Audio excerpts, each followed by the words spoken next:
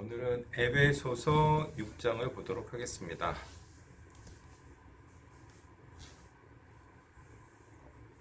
에베소서 6장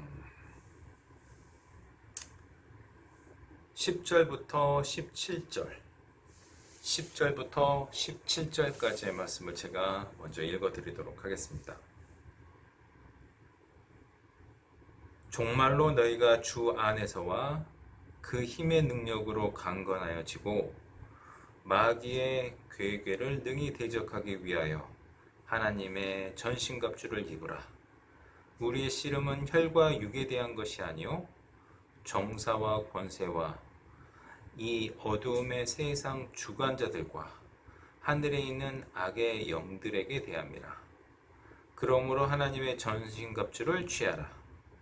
이는 악한 날에 너희가 능히 대적하고 모든 일을 행한 후에 서기 위함이라.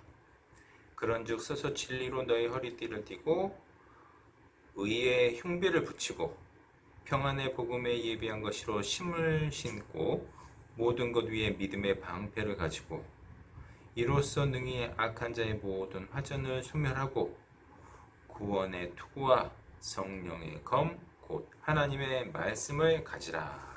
여기까지 읽었습니다. 이 말씀은 이미 여러분들께도 익숙한 말씀이라고 생각이 됩니다. 전신갑주에 관한 교훈을 우리가 대침에 있을 때도 많이 배웠던 것 같습니다. 그래서 여러분들께도 익숙한 교훈이실 텐데 혹시 우리가 잘못 배우지 않았는가, 그래서 잘못 배웠다면 무엇이 잘못되었고 또 올바른 교훈은 무엇인지 살펴보고자 하는 것이 제가 이 말씀을 준비한 취지입니다. 무엇보다도 이 전신갑주를 취해야 되는 그 이유에 대해서 우리가 잘못 배웠던 것 같습니다. 여러분들은 다 아직 동의를 하시는지 모르겠는데 그 전에는 대침에서는 이제 그렇게 가르칠 수밖에 없었습니다. 이미 한번 거듭나면 절대 이루어지지 않는다고 배웠기 때문에 이 전신갑주는 그냥 신앙 생활을 위한 그냥 갑옷 이 정도로 배우셨을 텐데 내용을 잘 살펴보시면 이제 그게 아니라는 사실을 알 수 있을 거라고 생각합니다. 그래서 이 부분 같이 좀 살펴보고 우리에게 어떤 교훈을 줄지 같이 연구해 보도록 하겠습니다. 그래서 이제 먼저 이 부분 전신갑주에 대해서 이제 설명해 볼 텐데 첫 번째는 이제 전신갑주가 필요한 이유에 대해서 제가 설명을 드리고요.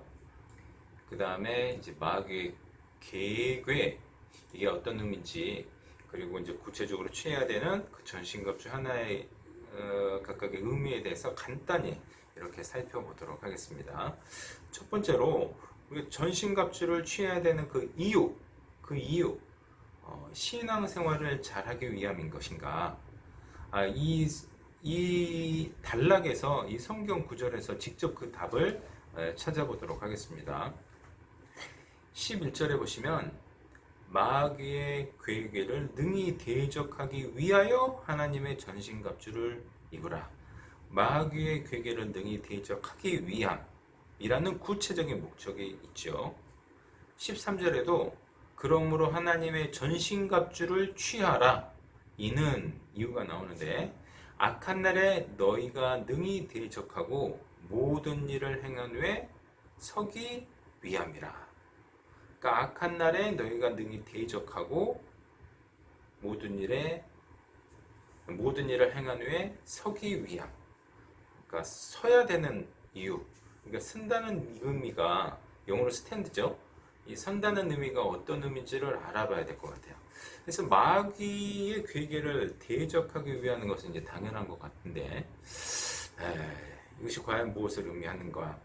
또 선다는 의미는 무엇을 의미하는지 오늘 같이 살펴보도록 하겠습니다. 이것이 전신갑주가 필요한 이유이기 때문입니다.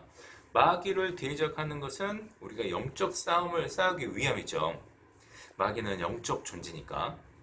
그래서 영적 싸움에서 마귀를 대적하기 위해서 전신갑주, 영적인 전신갑주가 필요한 것은 너무나 당연한 것이고, 또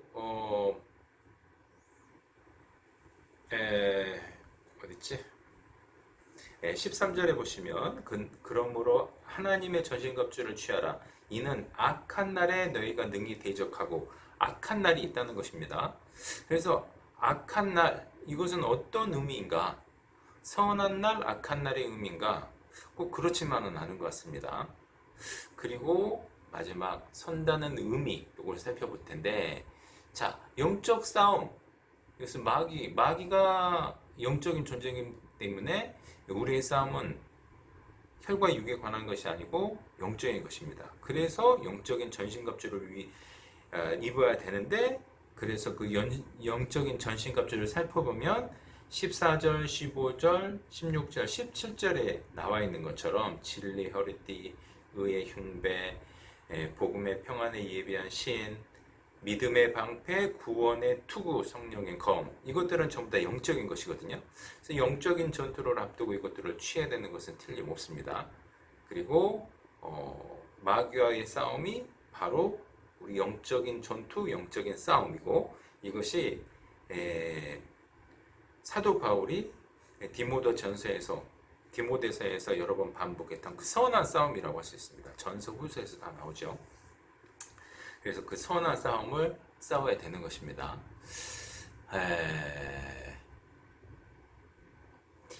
그리고 악한 날이라고 되어 있는데, 여기서 이제 악한은 그냥 선하다, 악하다는 그런 의미가 아니라, 그러니까 고난, 그 다음에 조건이 나쁜 그런 열악한 상황, 그런 상황이 올 것이라는 의미입니다.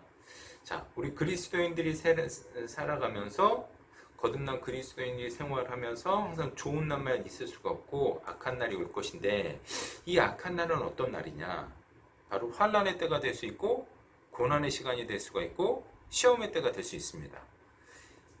그 시간만 계속돼도 안 되겠죠. 그렇다고 그 시간이 없을 때 그냥 평강의 시간만 계속 지속되느냐? 그것도 아니라는 겁니다. 기본적으로 우리가 하나님께서 허락해 주신 그 평강의 시간을 살고 있지만, 때로는 하나님께서 허락하시는 그런 악한 날, 시험의 때, 환난의 때가 때를 맞을 수가 있다. 그래서 그 날을 대비하기 위해서 전신갑주가 필요하다, 이렇게 얘기하고 있습니다. 세 번째로, 이 모든 일을 행한 후에 서기 위함이라, 이렇게 얘기되어 있는데, 여기서 선다는 의미가 무슨 뜻인가? 그래서 이제 선다는 의미에 대해서 이제 지금 생각해 볼 참이거든요. 그러니까 서기 위함이라고 했는데, 자, 이 선다는 의미에 대해서 조금 살펴보기 위해서 데살로니가 전서를 한번 보겠습니다. 데살로니가 전서 3장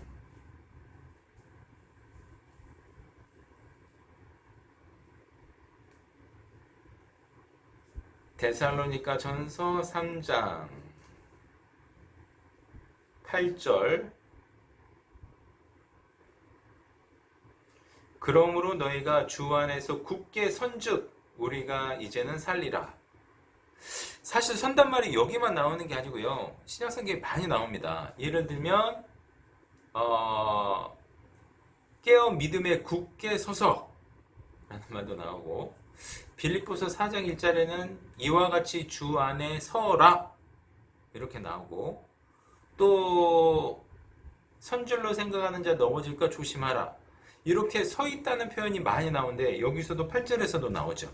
근데 이 8절이 의미하는 것을 알기 위해서는 여기 4절부터 읽어보는 것이 필요해서 제가 4절부터 읽어드리겠습니다. 데살로니가 전서 3장 4절부터 제가 읽어드릴게요.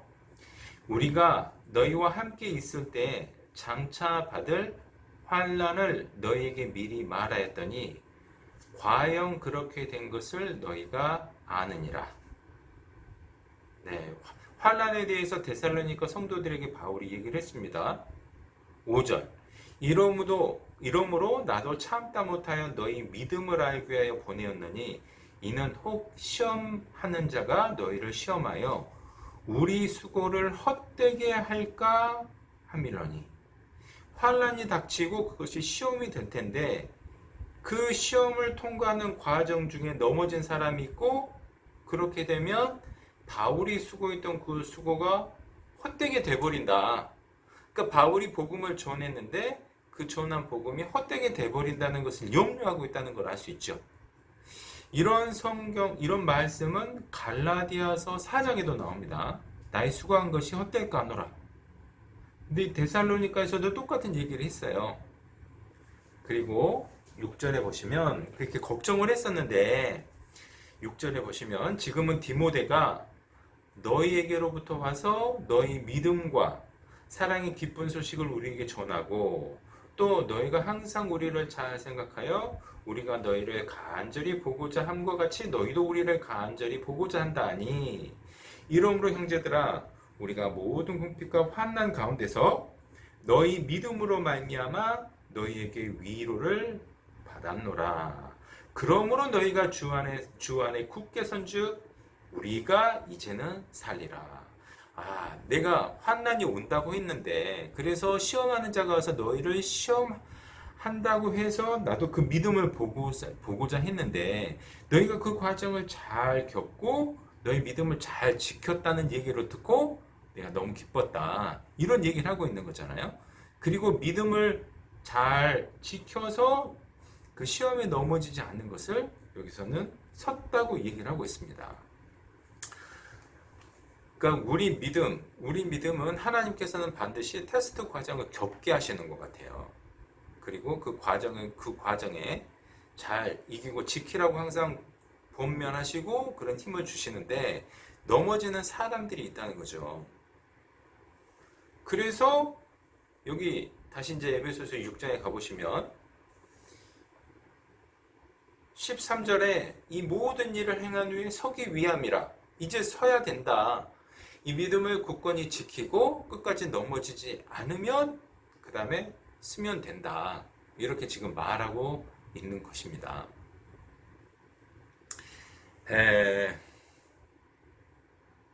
오늘 찬송을 이제 끝날 때 부를 찬송은 찬송가 399장인데요.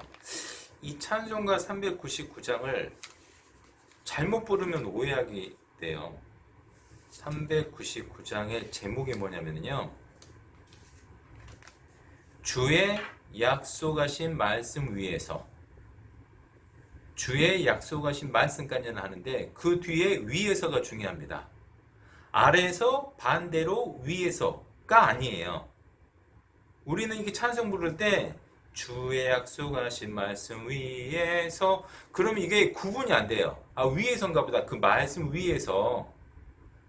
그게 아니고 주의 약속하신 말씀 위에 서다 라는 그 스탠드의 의미가 있어요. 그러니까 우리는 이걸 잘 몰랐는데 이렇게 서다는 말은 성경에서 중요한 교훈을 가지고 있고 찬송에도 이렇게 적용되고 있습니다. 아까 제가 소개해드린 고린도전서 10장 12절에 보면 선줄로 생각하는 자 넘어질까 조심하라 그랬죠. 그 대목은 특히 고린도전서 10장은 과거 이스라엘 민족이 홍해를 건너고 침례를 받고 그 다음에 어떻게 그들이 다 멸망했는지 설명해 주고 말세를 만난 우리에게 교훈으로 주신 것이다, 이렇게 딱 분명히 설명을 하고 있거든요. 그리고 선줄로 생각하는 자 넘어질까 조심하라. 믿음에 서 있다고 생각하는 자 넘어질까 조심하라는 얘기입니다. 그러니까 서 있다는 의미는 믿음에 분명히 굳건히 서 있다는 얘기고 믿음에 문제가 없는 상태인데, 넘어졌다는 얘기는 무슨 뜻인가요?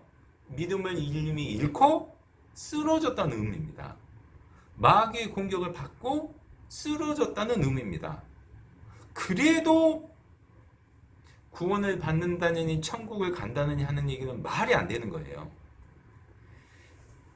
그래서 분명히 전신갑주를 입어야 되는 이유는 마지막 끝까지 서기 위함입니다. 왜? 공격을 받고 쓰러지면 넘어지는 거잖아요. 근데 우리가 또 한 가지 대침에서 잘못 배웠던 것이 있어요. 여러분도 들어보셨는지 모르겠지만 꼭 그 선줄로 생각하는 자 넘어질까 조심하라 이 얘기를 하면서, 그래서 여러분 안전한 게 뭔 줄 아십니까? 누워있으면 되는 겁니다. 이런 얘기 안 들어보셨어요? 저는 많이 들어봤는데. 그러니까 서 있으면 넘어질 가능성이 있으니까 누워 있으면 된대요. 그러니까 자기가 낮은 자세를 취하라는 겁니다. 그런데 그 의미가 전혀 아니에요. 그것은 궤변이에요. 쓰러져 있다는 그 자체가, 넘어져 있다는 자체가 이미 믿음이 무너졌다는 뜻이거든요. 그 상태를 피하기 위해서 서 있어라. 그래서 이곳저곳에서 신약 성경은 서 있다, stand fast, 굳게 서라는 말을 여러 번 하고 있는 겁니다. 그리고 선 줄로 생각하는 자 넘어질까 조심하라는, 우리도 언제든지 마귀의 공격을 받고 믿음을 잃어버릴 수 있고 배도할 수 있고 주님을 배신할 수 있다. 그래서 전신갑주를 취하라 이 얘기를 하고 있는 거잖아요. 그래서 이 대목이 정말 중요해서 잘못 배운 부분이 있어서 교정할 필요가 있어서 이 말씀을 지금 배우고 있는 겁니다. 그래서 전신갑주를 취하는 목적은 너무 분명합니다. 마귀의 괴계를 대적해야 되죠. 악한 날이 우리에게도 반드시 올 거기 때문에 대비를 하는 것이 꼭 필요합니다. 그리고 끝까지 서 있기 위해서는 전신갑주를 꼭 취하고 있어야 된다는 뜻입니다. 자, 두 번째로 이제 마귀의 괴계에 대해서 잠깐 생각해 볼 텐데, 여기에서 마귀의 괴계는 마귀가 우리에게 일반적으로 주는 고난이라든가 이거하고는 다릅니다. 괴계가 저도 찾아봤는데 헬라어로도 다른 언어를 사용하고 있어요. 그러니까 이것은 속임수입니다. 속임수. 어떨 때는 마귀가 우리를 직접적으로 대놓고 정면 승부를 하는 것처럼 공략하기도 합니다. 그런데 어떨 때는 마귀가 교묘하게 우리를 공략하기도 하는데, 특히 이 전신갑주를 취해야 되는 이유는 마귀의 괴계, 이게 더 위험한 것 같아요. 그러니까 내 앞에서 직접 이건 마귀의 공격이구나 그럼 쉽게 이길 수도 있는데, 속임수로 나를 공격하면 내가 쉽게 넘어질 수도 있기 때문입니다. 여러분 트로이의 목마 아시잖아요? 트로이의 목마, 트로이 성을 공격하기 위해서 그렇게 어디군입니까? 그리스군들이 당시에 이제 지명이 달랐겠습니다만 그렇게 공략을 해도 안 됐어요. 정면 승부는 안 되니까 어떻게 합니까? 이제 속임수를 쓰는 거지 않습니까? 트로이 목마 안에 이제 마치 선물을 준다고 하고, 그래서 그 작전이 성공해가지고 그 성이 점령된 것처럼 우리에게도 마귀가 그렇게 속임수로 접근한다는 뜻입니다. 그래서 정말 중요합니다. 근데 요즘 가끔 이곳저곳에서 이제 들리는 얘기를 보면 우리 그리스도인들 중에서 음모론에 휘말리는 분들이 적지 않게 있는 것 같아요. 요즘 많이 유행하는 음모론이 백신에 관한 음모론. 이 백신을 통해서 사탄이 그리스도인들 뿐만 아니라 모든 세상 사람들을 장악하려고 한다는 그럴듯한 그런 얘기를 듣고 저에게 그런 관련한 질문을 하신 분들이 많이 있었습니다. 개인적으로 저한테 연락해 와가지고, 그런데 그런 사람들이 지금도 적지 않은 것 같더라고요.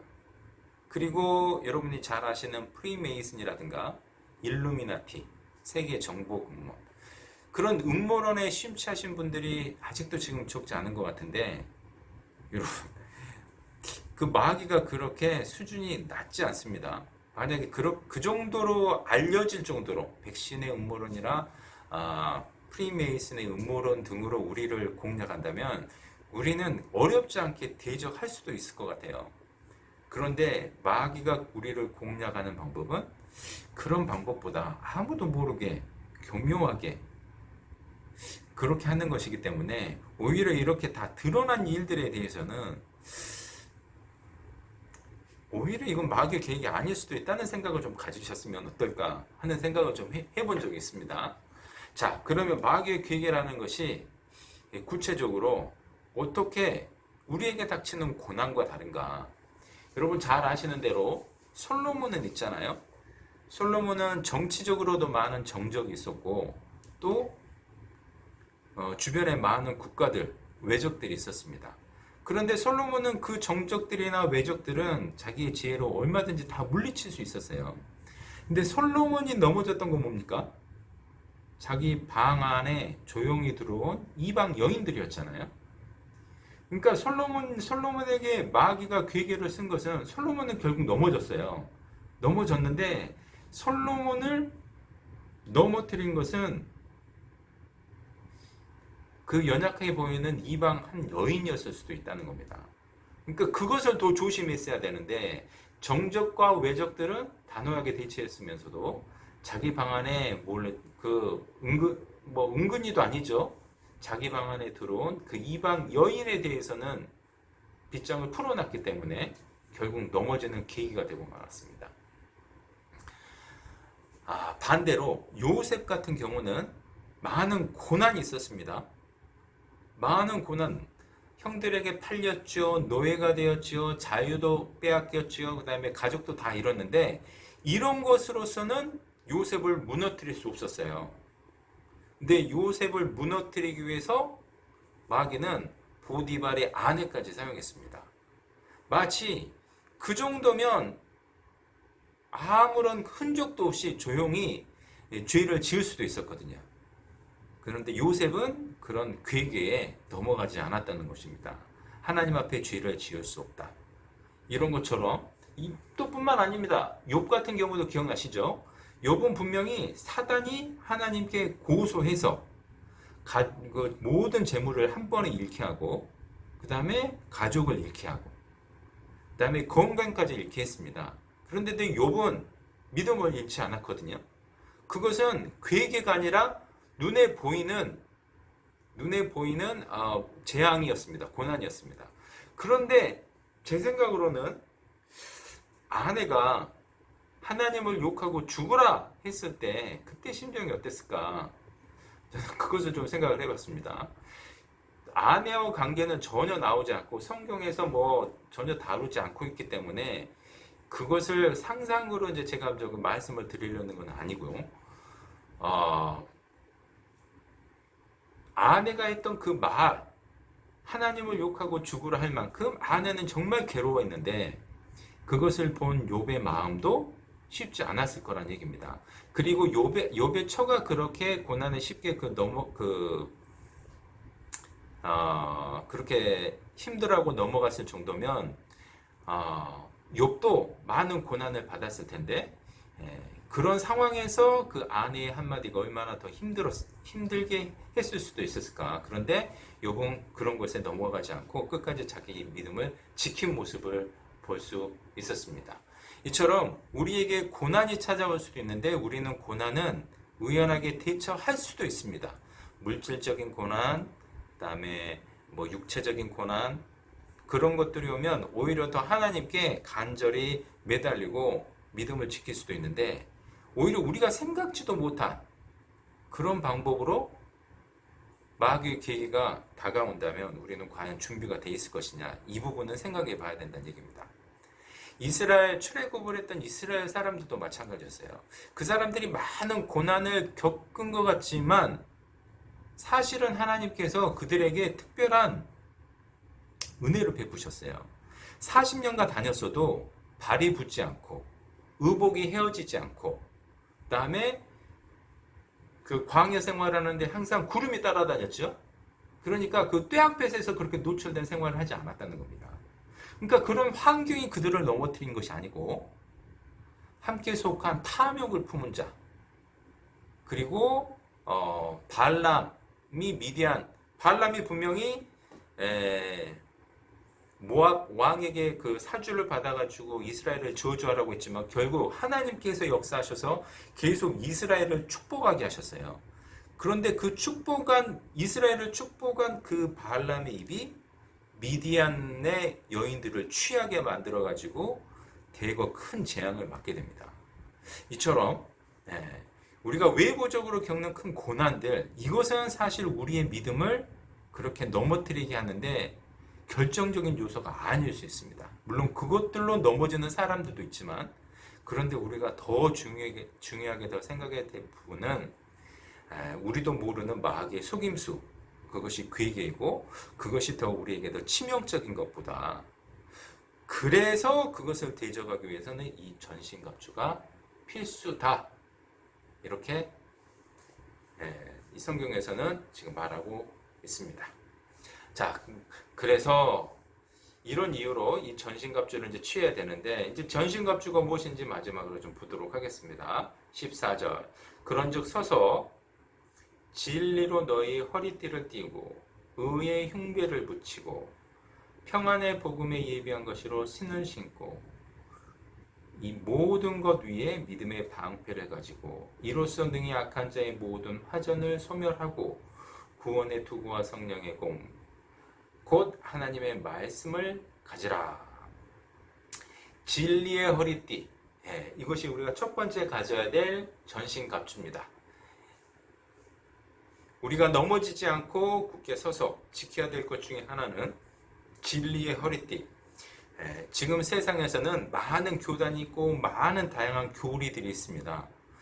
교리가 서로 다른 교리가 공존한다는 건 사실상 있을 수가 없는데 진정한 진리는 하나일 수밖에 없습니다. 그러니까 서로 다른 진리가 공존한다는 건 있을 수가 없는 거죠. 그런데 다양한 교리들 중에 진리가 딱 있다면 그거 외에 나머지는 다 가짜라는 뜻입니다. 그런데 우리는 과연 올바른 진리를 가지고 있느냐? 그것으로 허리띠를 매야 힘을 얻을 수가 있거든요. 그리고 의의 흉배, 가슴에 붙이는 의의 흉배. 이것이 또 의의 흉배라고 되어 있습니다. 우리 의로운 삶, 이것이 우리를 지켜주는 또 하나의 방패가 될 수 있고 15절에 평안의 복음에 예비한 것으로 신을 신고 이제 신발도 필요한데 맨발로 싸우는 사람하고 신을 신는 상태에서 싸우는 것하고는 다를 수 있지 않겠습니까? 그래서 우리의 발을 보호해 주는 것은 평안의 복음에 예비한 것이다. 이 복음은 우리에게 평강을 주는 것이죠. 이 복음이 없었다면 우리는 죄 문제를 해결할 수 없었고 율법의 저주 아래 늘 놓여서 평강을 가질 수가 없었는데 복음의 평안한 것 있기 때문에 이 평안의 복음이라고 얘기한 것 같습니다. 그것으로 든든하게 발을 보호해서 어디를 가든지 내 발을 보호해주고 움직일 수 있는 원동력을 만들어주는 것 같습니다. 이 평안의 복음, 지금 요즘 세상에서는 복음을 얘기하지 않는 곳이 없는 것 같아요. 그런데 정말 이 복음을 얘기한 것 같으면서도 그냥 행위 구원적으로 가는 사람들도 있고 복음을 얘기하는 것 같으면서도 그냥 기복신앙에 머무르는 사람들이 있는데 이 정확한 복음, 예수님의 십자가의 보혈로만 아마 우리의 모든 죄, 영원한 죄가 사해졌다는 그 사실을 가르치는 이것은 대침에서 정말 잘하는 거라고 저는 믿습니다. 지금도. 그러니까 그 하나님에 대한 두려움을 갖게 하고 심판자인 하나님에 대한 두려움을 갖게 하고 이 복음까지 설명하는 것은 너무 잘하는 거라고 저는 생각합니다. 그리고 그것만 갖고 있어도 이미 평강을 갖는 거죠. 그런데 이제 문제는 그것에 멈추는 것이 문제다고 생각합니다. 이 속죄함에 대해서는 잘 가르치지만 그 속죄함을 알고 예수를 믿음으로써 그 믿음을 유지해야 된다는 그 사실을 가르치는 것이 문제지 이 평안의 복음에 대해서 설명하는 것은 잘하고 있다고 생각합니다. 그 다음에 이제 16절 모든 것 위에 믿음의 방패를 가지고 이로써 능히 악한 자의 모든 화전을 소멸하고 자 믿음의 방패 있습니다. 근데 믿음의 방패가 없다면 어떻게 될까요? 이 구절 그대로를 설명을 9절 그대로 해석을 하자면 믿음의 방패가 없이는 악한 자의 화전을 맞을 수가 있고 죽을 수가 있다는 뜻이잖아요. 그러니까 이 믿음의 방패는 필수적인 거죠. 누구한테? 믿음이 없는 사람들입니까? 아니면 지금 믿음을 갖고 있는 에베소 그리스도인들한테입니까? 에베소 그리스도인들한테 지금 하는 얘기거든요. 이 믿음의 방패를 굳게 가지고 있어라. 이것은 절대 소홀히 해서는 안 된다. 화살을 막을 수 있는 아주 중요한 것이다. 17절 구원의 투구와 성령의 검 곧 하나님의 말씀을 가지라. 여기 구원의 투구를 가지라고 했죠. 여기 구원의 투구를 가지라고 했는데 대침식으로 하자면 이미 구원을 받았기 때문에 이건 말이 안 되는 거예요. 또 구원의 투구를 가져라? 이건 말이 안 되는 거잖아요. 그리고 여기에서 구원은 대침식으로 하면 미래의 구원이라고 하지 않고 과거의 구원이라고 할 수밖에 없어요. 그러니까 거듭남을 이 구원에 얘기를 하는 겁니다. 여기서 말하는 구원, 여기 여러분들이 보시기에 17절에서 나온 구원의 투구라고 했는데 이거는 장차 우리가 받을 예수님 만났을 때 받을 그 궁극적인 구원일까요? 아니면 과거의 거듭남을 얘기하는 걸까요? 분명치 않은 것 같죠? 네, 데살로니가 전서 5장을 보겠습니다.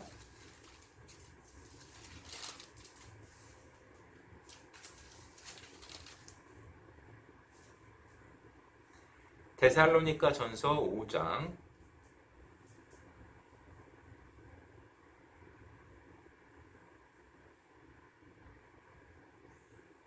6절 제가 읽어드리겠습니다. 그러므로 우리는 다른 이들과 같이 자지 말고 오직 깨어 근신할지니라. 나중에 내가 그 전에 제가 영적인 잠에 대해서 한번 설명한 적 있죠. 네. 이 영적인 잠은 단순히 신앙의 게으름이 아니라 믿음을 잃어버린 상태입니다. 그래서 주님이 재림할 때가 곧 왔으니까 깨어 있으라. 깨어 있으니까 깨어 있어야 재림을 할 수 있으니까. 그래서 그때 영적인 잠에 대해서 제가 설명드린 적이 있어요. 그런데 8절 보겠습니다. 7절, 8절 제가 읽어드리겠습니다. 자는 자들은 밤에 자고 취하는 자들은 밤에 취하되 우리는 낮에 속하였으니 근신하여 믿음과 사랑의 흉배를 붙이고 그 다음에 구원의 소망의 투구를 쓰자. 조금 전에 읽은 에베소하고 똑같은 말씀이죠. 구원의 투구인데 여기서는 분명히 구원의 소망의 투구입니다. 구원의 소망의 투구이기 때문에 이거는 장차 우리가 받을 그 최종적인 구원을 얘기할까요? 아니면 과거의 거듭난 그 거듭남을 얘기할까요? 소망이니까 데살로니카에 있는 그리스도인들한테 우리는 앞으로 받을 그런 소망이 있지 않냐. 지금 그 얘기를 하고 있는 거잖아요. 네. 이것은 장차 우리가 받게 될 궁극적인 최종적인 구원을 얘기하고 있는 겁니다. 홍과 연고예요. 과거에 받은 거듭남. 그래서 거듭남을 꼭 구원이라고 그냥 막 그 짬뽕 해가지고 이렇게 얘기를 하면 안 된다는 거예요. 이 구원은 잘 따져보면 결국 최종적인 구원임을 그 최종적인 구원으로 더 많이 나왔어요. 그리고 이제 그 구원을 약속을 받은 사람을 구원받았다고 표현은 돼 있는데 결국은 미래의 구원인 것입니다. 그래서 그 구원의 소망의 투구를 쓰라고 하는 거잖아요. 다시 에베소서 6장을 가보시죠. 방금 읽은 데살로니가 전서 5장 8절도 똑같이 사도 바울이 썼고 사도 바울이 똑같은 표현으로 에베소 성도들에게도 또 쓰고 있는 건데 17절 구원의 투구를 이거 가지라고 했잖아요. 그러니까 이거를 버리지 말고 굳게 가지고 있어라. 그러니까 이게 대침식으로 하면 옛날에 받은 구원을 얘기합니다. 이렇게 얘기하면 전혀 다른 얘기가 되는 거예요. 그러니까 말도 안 되는 거예요. 그것이 아니고 우리가 장차 받을 그 구원, 그 소망 있잖아요. 그거를 절대 잊어버리지 말아라. 그 소망 굳게 잡고 가자. 그 소망이 있으면 마귀의 계획에 능히 물려칠 수 있지 않냐. 그런데 그거 없이 살다 보면 우리가 마귀의 계획에 쉽게 그 해를 당할 수가 있다. 지금 이 얘기를 하고 있는 거거든요. 그래서 여기까지 그리고 이제 뒤에 성령의 검 곧 하나님의 말씀을 가지라. 이제 성령의 검과 곧 하나님의 말씀 이것을 동일시하고 있습니다. 성령의 검 곧 하나님의 말씀. 여기서 먼저 우리가 생각해야 될 부분은 성령 성령의 역사 어떻게 일어나는가? 아, 말씀을 통해서 역사하는구나. 이것을 볼 수가 있죠. 그래서 뭐 성령 마치 이제 성령의 뭡니까? 능력, 뭐 방언도 하고 초대교회 분명히 그런 일이 있었습니다. 그런데 요즘도 뭐 성령의 능력을 받은 자 해가면서 자기가 뭐 하나님의 특별한 계시나 은혜를 받은 자인 것처럼 이렇게 하는 사람이 많은데, 정말 성령의 능력이 나타나려면 하나님의 말씀으로 사람들을 찔러 쪼개기까지 하는 그런 검의 역할을 해야 되는 것입니다. 그러니까 하나님의 말씀을 전했을 때 누가 봐도 와, 이거는 분명한 하나님께서 우리에게 주시는 교훈이다 하고 탁탁 와닿는 게 있어요. 여러분도 느끼시잖아요. 그런 것을 느꼈을 때, 아, 이 부분 진짜 하나님께서 오늘 성령께서 역사하셔서 내게 말씀해 주시는구나. 이게 바로 진정한 성령의 역사지. 그냥 뭐 이상한 방언 한다거나, 무슨 자기 마음대로 무슨 예언을 한다거나, 아니면 큰 소리 쳐가지고 한다거나, 무슨 뭐 찬양을 불러가지고 혼이 나가도록 한다는 것이 그런 뭐 성령의 역사로 간다는 것은 말이 안 된다는 뜻입니다. 어쨌든 이 성령의 검, 이것은 목회자들이 가져야 되는 것입니까? 일반 모든 성도들이 가져야 되는 것입니까? 모든 성도들입니다. 모든 성도들. 그래서 우리가 말씀을 받는 데만 너무 익숙해지면 안 되고, 말씀을 올바로 구분하고, 물론 이제 설교 말씀이나 이런 걸 들어가지고 도움은 받을 수가 있지만, 자꾸 받는 데만 익숙하고 그 사람의 따라가는 데만 익숙하다 보면 분별력을 잃을 가능성이 있기 때문에, 내가 진짜 상고해 보고 이 말씀이 그러한지 안 그러한지, 오늘 이 시간에는 이병화의 그 설교가 정말 그러한지 안 그러한지 우리가 잘 따지고, 맞다고 생각할 때, 내가 깨달은 거하고 이거 딱 맞구나, 내가 읽어본 성경하고 내가 배운 성경하고 맞구나 했을 때 나의 무기가 되는 것입니다. 그리고 대침에서 제가 배운 것은 앞에 6가지, 5가지는 공격용, 방어용 무기고, 이것은 공격용 무기다. 이렇게 배웠어요. 그것이 뭐 크게 틀린 건 아닙니다만, 그러니까 검으로 공격을 할 수 있으니까. 그런데 여러분 잘 생각해 보셔야 되는데, 여러분 전투를 할 때 여러분 전투 상황을 많이 보시면 이 칼이 방어용 무기가 될 수 있습니까? 없습니까? 방어용 무기도 얼마든지 될 수 있습니다. 칼을 칼로 막는 경우도 많잖아요. 그리고 칼을 쓴다는 것은 때로는 이제 적에게 그 상처를 입히기도 하고 치명상을 입히기도 하고 죽이기도 하지만, 결국에는 제가 여러분들에게 말씀드리고 싶은 것은 전신갑주라는 것은요, 전체가 방어용 무기입니다. 무슨 말이냐면 자기의 믿음을 지키는 방어용 개념을 많이 갖고 계셔야 됩니다. 이게 잘못해가지고 이건 공격용 무기다, 그러니까 우리는 공격해야 된다. 여러분이 마귀 싸워가지고 마귀 처단할 수 있습니까? 할 수 있습니까? 하나님께서 구약에서부터 많이 말씀하신 것이 있는데, 보수하는 것은 내게 있으니 내가 갚으리라. 마귀를 처단하고 처벌하는 분은 하나님이신 거예요. 그러니까 우리는 마귀를 처단하기 위해서 싸우는 것이 아니고 마귀의 공격을 막기 위해서 계속 싸우는 겁니다.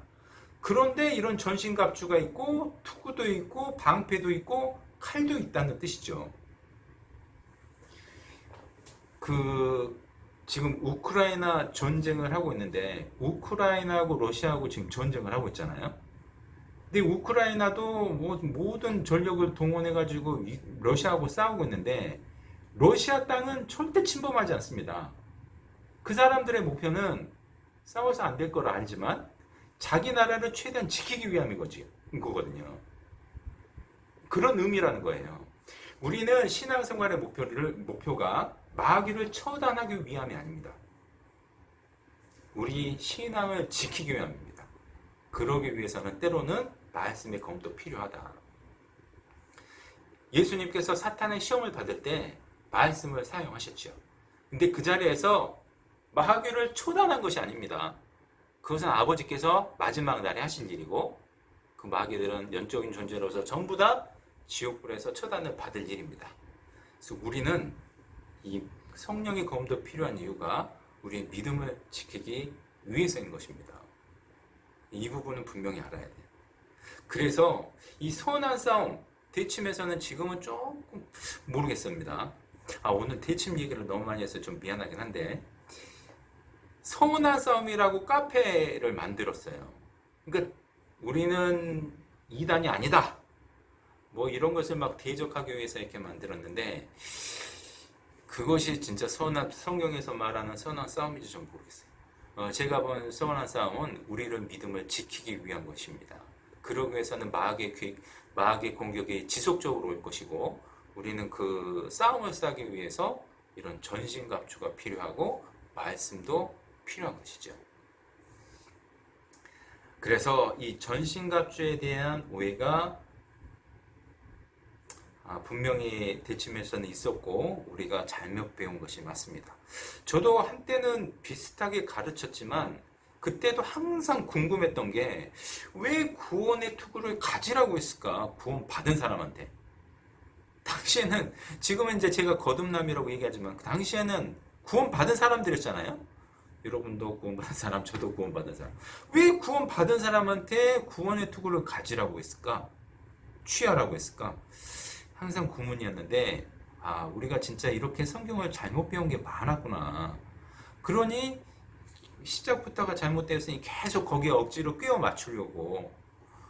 그래서 뭐 이제 여러분도 잘 아시다시피 두렵고 떨림으로 구원을 이루라, 그러면 그것이 그냥 느닷없이 생활 구원이 되고 그랬던 것 같습니다.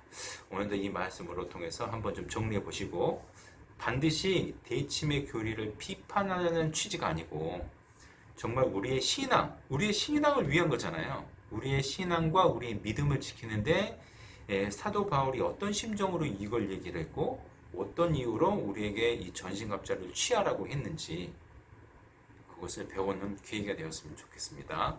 이상입니다.